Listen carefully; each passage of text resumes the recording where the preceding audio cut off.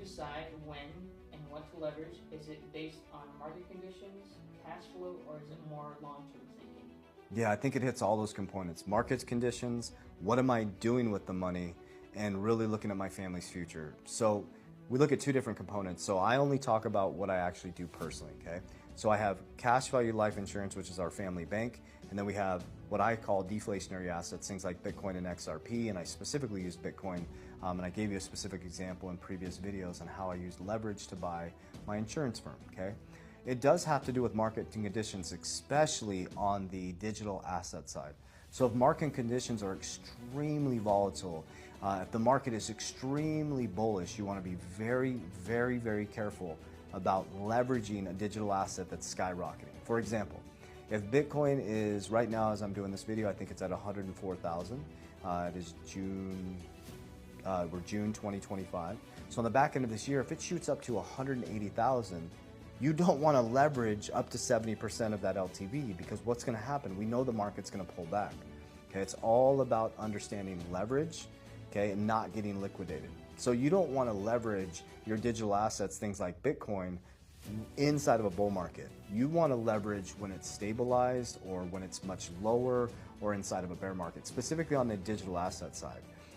To go into why I would leverage, is only reason I'm going to leverage is if I'm buying either a real estate property, okay, something that's going to generate cash flow, or something that I know is going to appreciate. If not, I'm not going to leverage. The example is when the market was bottomed out a little bit, I borrowed from my Bitcoin at 14% to buy my already cash generating insurance firm. I just took the first position, right? That was already able to pay it off. And I knew that Bitcoin is going up 50% every year, so I made 36%. On the insurance side, there's less volatility because you have the protection component, right? You're constantly putting money into your premiums and you're continuing to add the cash value to it. It is market specific too. If the markets are pumping, obviously, if I borrow at 5% off $100,000, right, and I borrow from the insurance company, okay, if I borrow at 5 and the market's making 10, I'm still making 5% on the $100,000. That's the beauty of insurance. But if the market's at 0, right, if it's bottomed out and I'm just my principal's being protected, if I borrow at 5, I'm not making any money on that cash value. So I'm much more strategic and much more aware when I'm borrowing from digital assets that are extremely volatile, and I'm much more less risk adverse when it comes to the insurance policy, because it's more stable, and it's also in a position too, this is important. On this side, you have to pay that loan back, okay?